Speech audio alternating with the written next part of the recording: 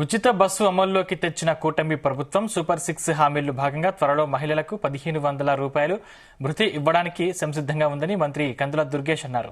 రాజమండ్రిలో స్త్రీశక్తి పథకం ప్రారంభించిన మంత్రి దుర్గేష్ మీడియాతో మాట్లాడారు.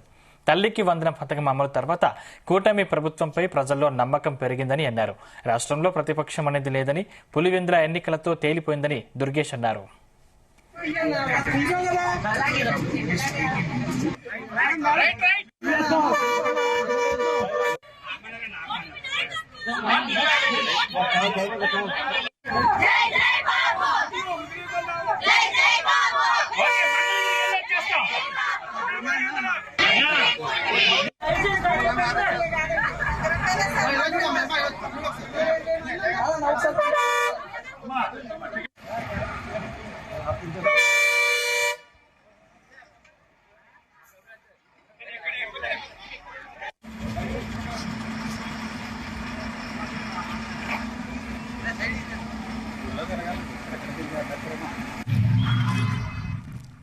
కూటమి మహిళలు బస్సుల్లో తొలి ప్రయాణాలు చేసి ప్రభుత్వానికి కృతజ్ఞతలు తెలిపారు.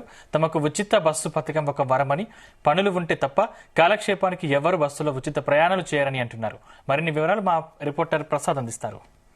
ఆంధ్రప్రదేశ్ లో మహిళలు ఎప్పుడెప్పుడైనా ఎదురు చూస్తున్న ఉచిత బస్సు ప్రయాణం ఇవాళ ప్రారంభమైంది. రాజమండ్రిలో మొత్తం తూర్పుగోదావరి జిల్లాకు సంబంధించి 186 బస్సుల్లో ఇవాళ ఉచిత ప్రయాణాన్ని మంత్రి కందుల దుర్గేష్ అదేవిధంగా ఎమ్మెల్యేలు కూడా ప్రారంభించడం జరిగింది.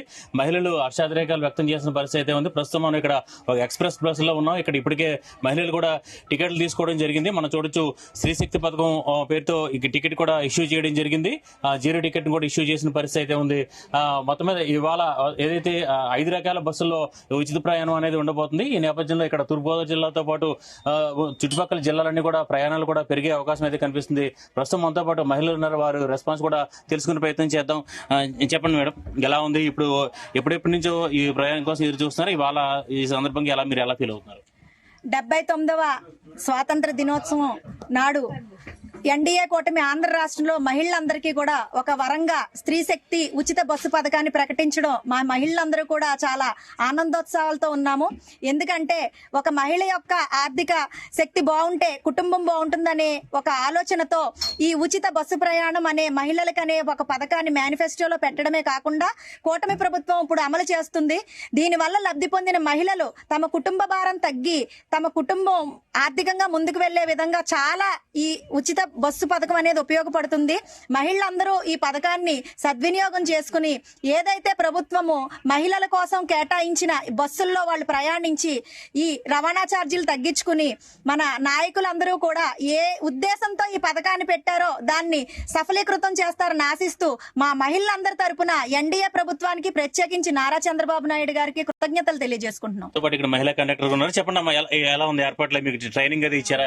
బాగా ఇచ్చారండి. 10 days ముందే అన్ని ప్రిపేర్ చేశారు. మాకు మమ్మల్ని కూడా మా డిఎం గారు పద్దాక గేట్ మీటింగ్లు అవి పెట్టి మమ్మల్ని ప్రిపేర్ చేసి ఇలాగా ఏమైనా ఇక ఇబ్బందులు ఉంటే మాకు తెలియపరచండి, ముందుగానే మేము సిద్ధంగా ఉన్నామని అన్ని బస్సులన్నీ సిద్ధపరిచి మమ్మల్ని స్టాఫ్ అందరినీ కూడా అలర్ట్ చేసి ఉంచారండి. ఈ మహిళలు అయితే ఆనందం కూడా వ్యక్తం చేస్తున్న పరిస్థితి అయితే ఉంది. చెప్పండమ్మా, ఏంటి ఇప్పుడు మీరు మహిళలు సరదాగా తిరుగుతారంటున్నారు, దాని గురించి మీరు ఏం చెప్తారండి? మహిళ కష్టం మహిళకి తెలుస్తుంది, ఎవరో ప్రతిపక్షంలో ఉన్నవాడికి తెలియదు. ఆ కుటుంబంలోనే తెలుస్తుంది మహిళ కష్టం అనేది. సరదాగా తిరగటానికి ఆ మహిళకు కుటుంబం ఉండదా? ఆ మహిళ సంసారం చేసుకోదా? అలాంటి మహిళ తిరగటానికి ఎక్కడ ఉంటుంది? వాళ్ళ ఇంట్లో ఉన్న మహిళలు అలా తిరుగుతున్నారేమో. అయితే ఇక్కడ మహిళలు ఎవరో కూడా అలా తిరిగేవాళ్ళు లేరు. ఆ మాట అనడం చాలా తప్పు. ఎందుకంటే తెలుగుదేశం ప్రభుత్వంలో చంద్రబాబు నాయుడు గారు సూపర్ 6 దాంట్లో పెట్టింది స్త్రీ శక్తి అనేది చాలా గొప్ప విషయం. మహిళ ఎందుకంటే వంట పనికి, తర్వాత హోటల్లో పనికి, కర్రీ పాయింట్లని, హోటల్లో పని అని, తర్వాత సినిమా థియేటర్లో పనులని, ఇలాంటి పనులు చాలా చేస్తున్నారు. చేసిన డబ్బులన్నీ కూడా ఆటోలకి తర్వాత బస్సులకి ఇస్తూ ఆర్థికంగా చాలా ఇబ్బందులు పడుతున్నారు. ఎందుకంటే మధ్య తరగతి మనుషులుగా మాకు తెలుసు ప్రతి మహిళ ఎంత బాధపడుతుందనే విషయం మాకు తెలుసు.